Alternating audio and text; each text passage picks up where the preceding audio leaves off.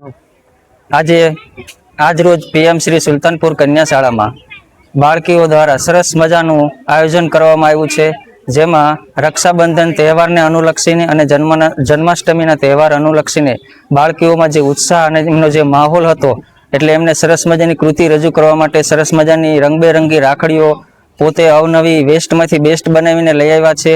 એમને અમે પ્રોત્સાહિત કરીશું અને ઇનામ પણ આપીશું. સાથે સાથે એ બાળકોમાં જે કૃષ્ણ ભગવાન ઉપર જે સહજ પ્રેમ અને નિખાલસ સ્વભાવની સાથે તેઓ કૃષ્ણ અને સરસ મજાની ગોપીઓનો શણગાર સજી રંગબેરંગી કપડાઓ પહેરી અને આનંદ સાથે જન્માષ્ટમીનો ઉત્સવ આજે સ્કૂલમાં કરવામાં આવ્યો છે. અને આ સરસ મજાના માહોલ વચ્ચે બાળકીઓને એટલો બધો આનંદ અને ઉત્સાહ છે કે અમને આજે એમ જ થયું કે શાળામાં સરસ મજાનો કૃષ્ણનો જન્મ થયો હોય અને સરસ મજાનું આયોજન થઈ ગયું હોય, એવું સરસ મજાનો માહોલ આપણે ગામ લેવલે તો થતો જ હોય છે, પણ શાળામાં બાળકીઓને જે ઉત્સાહ અને પ્રોત્સાહન વધે એ આયોજન બાળકીઓએ ખુદ એમની રીતે જાતે જ કરેલ છે. તે બદલ અમે ધન્યતા અનુભવીએ છીએ. દરેક શિક્ષકગણ અમે એમને પ્રોત્સાહિત કરી અને આનંદની લાગણી અનુભવીએ છીએ.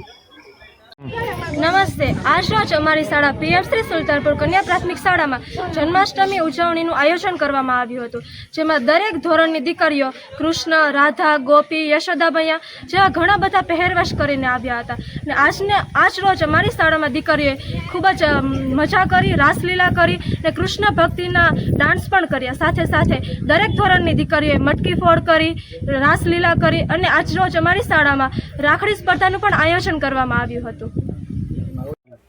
આજ રોજ પ્રધાનમંત્રી સ્કૂલ ફોર રાઇઝિંગ ઇન્ડિયા એટલે કે પીએમશ્રી સુલતાનપુર કન્યા પ્રાથમિક શાળામાં રક્ષાબંધન નિમિત્તે રાખડી સ્પર્ધાનું આયોજન કર્યું હતું, જેમાં બાલવાટિકાથી ધોરણ 8ના વિદ્યાર્થીએ રાખડી બનાવેલ હતી. તે રાખડી તેઓએ વેસ્ટમાંથી બેસ્ટ બનાવેલી હતી.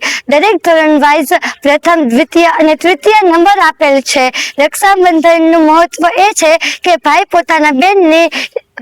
બહેન પોતાના ભાઈ માટે રક્ષા કરવા રાખડી બાંધે છે.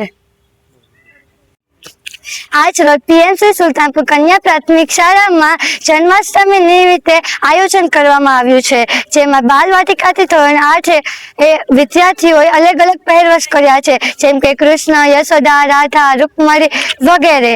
પછી તે રાસલીલા કરી અને મટકી ફોડી હતી. બધાએ રાસલીલા કરી એટલે ખૂબ મજા આવી હતી.